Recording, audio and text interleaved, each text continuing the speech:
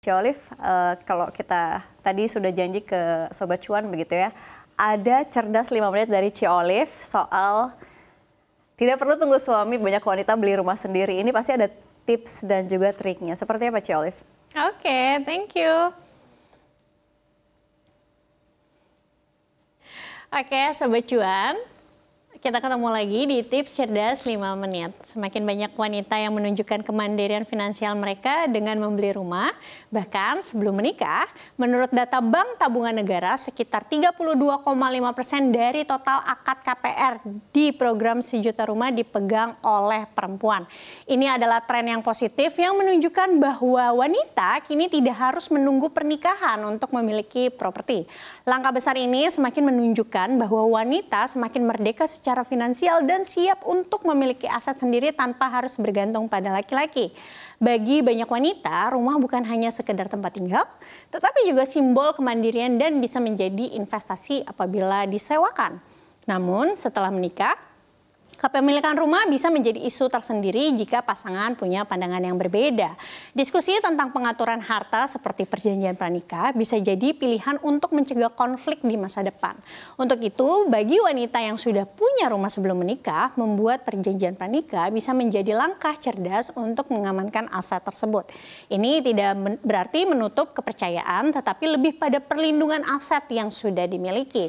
Perjanjian pranikah atau perjanjian pisah harta adalah langkah bijak, terutama jika aset yang dimiliki bernilai besar. Selain itu, tanggung jawab utang dan cicilan juga menjadi tanggung jawab masing-masing pemilik harta benda. Bila Anda juga berencana membeli rumah, saat ini Pak Erick Thohir mewacanakan terkait KPR tenor 30 tahun. Meski terkesan menarik karena cicilannya tiap bulan mungkin bisa lebih ringan, tapi Sobat Cuan perlu menimbang dahulu untung rugi KPR 30 tahun ini. Misalnya penting untuk menghitung biaya total seperti bunga yang harus dibayarkan selama 30 tahun bisa 200% lebih besar dari harga rumahnya. Sehingga meskipun cicilan lebih rendah per bulannya, total biaya bisa lebih besar.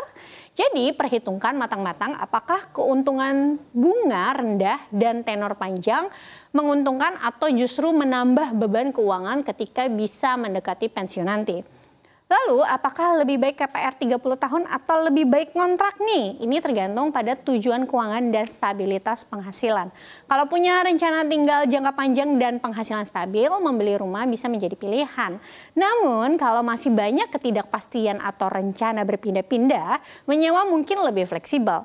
Dengan menyewa, dana yang harusnya untuk DP bisa dialokasikan untuk investasi lain yang juga menguntungkan. Kapan sebaiknya Anda dikatakan aman mengambil KPR? Sobat Cuan bisa menggunakan metode 30-30-3 untuk mengukur kemampuan. Yang pertama, siapkan 30% dana dengan rincian untuk DP 20% dan biaya lainnya 10%. Maksimal cicilan 30% dari pendapatan dan harga rumah KPR maksimal 3 kali pendapatan tahunan. Kesimpulannya, wanita yang berani membeli rumah sendiri adalah contoh kemandirian finansial, tapi ingat juga untuk melakukan perencanaan yang matang, pastikan rumah yang dibeli sesuai dengan kapasitas finansial dan perhitungan jangka panjang. Sesuaikan juga dengan situasi dan kebutuhan masa depan, baik itu terkait pernikahan maupun tujuan keuangan pribadi. Baik.